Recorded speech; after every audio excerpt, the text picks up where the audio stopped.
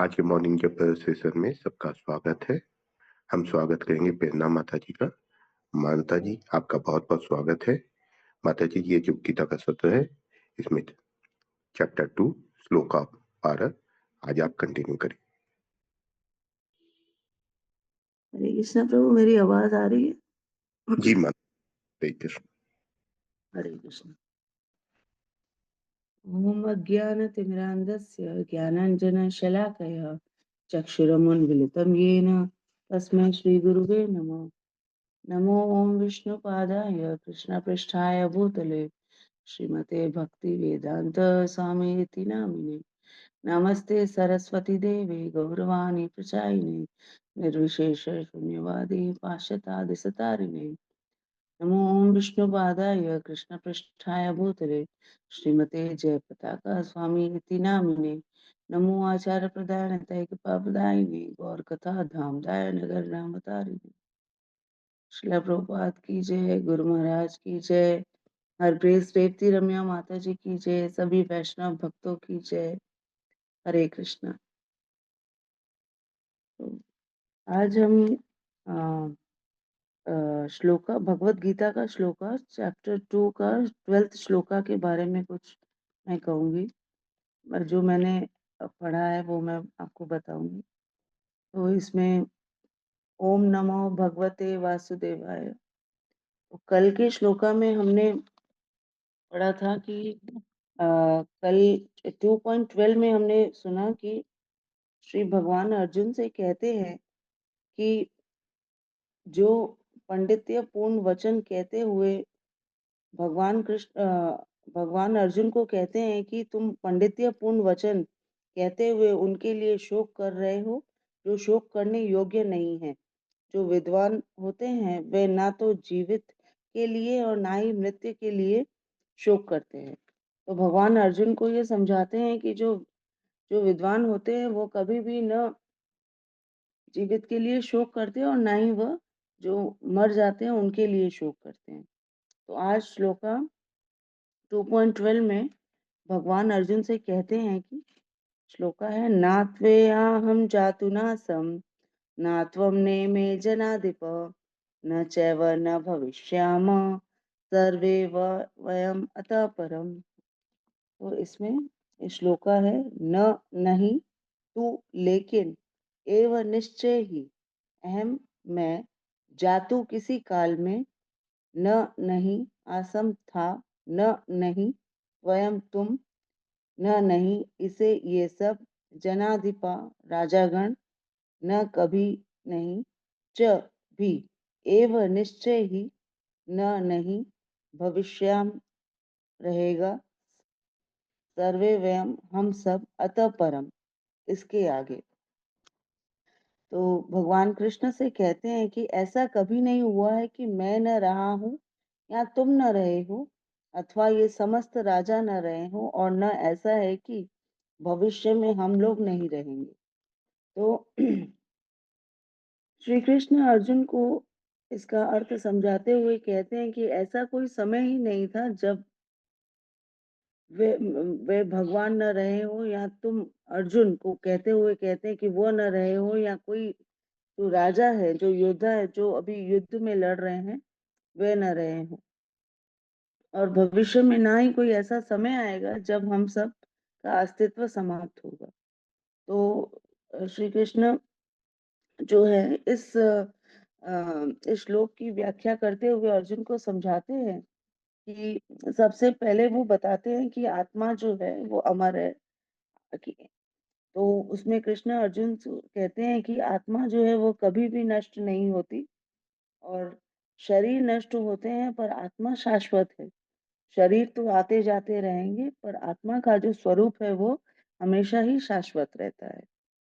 तो दूसरा पॉइंट जो भगवान अर्जुन को कहते हैं कि भूतकाल में भी, भूतकाल वर्तमान और भविष्य, यह श्लोक बताता है कि आत्मा का जो अस्तित्व है वह भूतकाल में भी था, वर्तमान में भी है और भविष्य माने तीनों कालों में समान रूप से रहेगा। यह सोचना गलत है क्योंकि आत्मा हमेशा से है और हमेशा ही रहेगा। अच्छा, तीसरा भगवान अर्जुन को कहते हैं कि उसे शोक का माने शोक का निषेध, हमें शोक नहीं करना चाहिए क्योंकि आत्मा अमर है। जो शरीर होते हैं वो नष्ट होते हैं, पर शोक करने का कोई कारण नहीं है।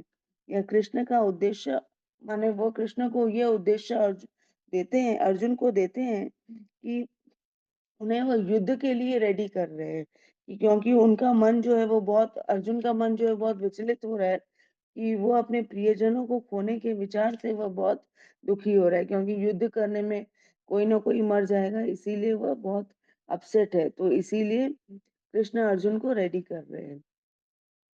तो भगवान कहते हैं कि ऐसा नहीं है कि ये खाली तुम पे और मेरे पे एप्लीकेबल है, ये सभी पे लागू है। तो ये जो प्रोसेस है, माने ये सिद्धांत है, ये केवल हमारे पे नहीं है, ये बल्कि सभी प्रियजनों पर लागू, सभी लोगों पे लागू होता है। सभी, छोटी से छोटी आत्मा हो या बड़ी से बड़ी आत्मा हो, ये वो सब शाश्वत है। जो खत्म होता है वो सिर्फ शरीर नष्ट होता है, आत्मा शाश्वत रहती है। तो भगवान कृष्ण अर्जुन को समझाते हैं कि शरीर नाशवान है लेकिन आत्मा अमर है। शरीर के नष्ट होने पर मोह या शोक करना व्यर्थ है, क्योंकि आत्मा अपने वास्तविक स्वरूप में हमेशा विद्यमान रहती है।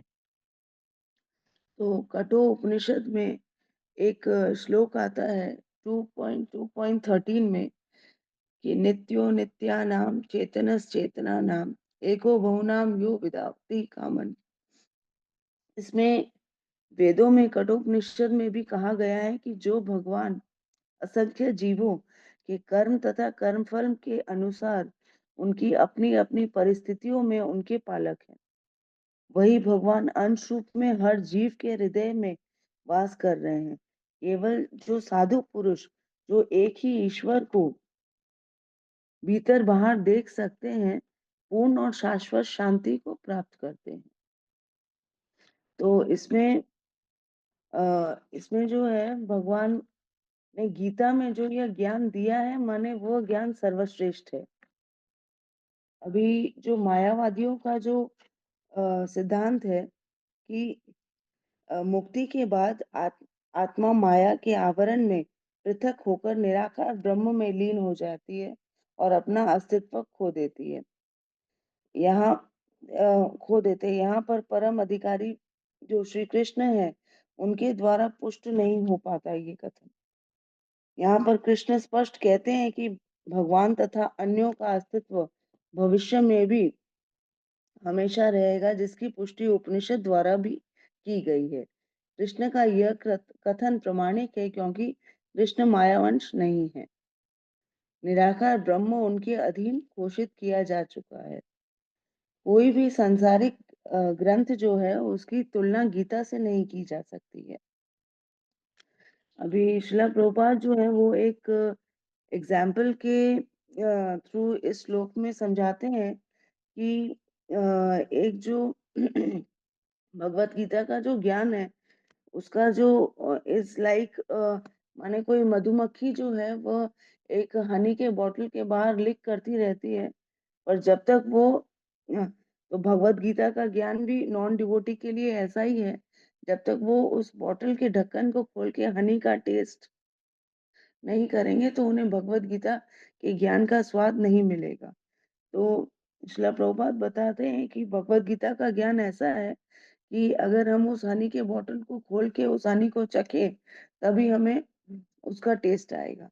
तो भगवत गीता का ज्ञान जो है वो हनी के बॉटल के तरह है। अगर हम खोलकर उसे चखते हैं तो वो भी गुरु साधु शास्त्र की शरण लेके उनके माध्यम से अगर हम गीता का ज्ञान समझने का प्रयास करते हैं तो तभी हम इस ज्ञान को पा सकते हैं।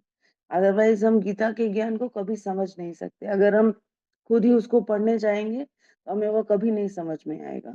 तो इसीलिए भक्तों के, वैष्णवों के द्वारा या गुरु साधु शास्त्र के माध्यम से ही हम भगवत गीता के ज्ञान को पा सकते हैं। तो मेरे को इस श्लोका में ये समझ में आया। हरे कृष्णा।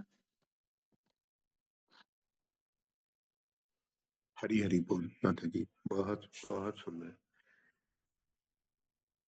ये आपने बहुत अच्छे से बताया कि श्लोका में ये बताया गया है कि हम लोग जो आत्मा है, अलग अलग शरीर धारण कर रखे हैं, वो हमेशा थे, रह हैं और आगे रहेंगे। भगवान भी थे, हैं और आगे रहेंगे। और इसका आपने बहुत अच्छे से पूरा बताया, और मायावादियों को कैसे काटा जाता है। थैंक यू माता जी। बहुत बहुत सुंदर, बहुत सुंदर।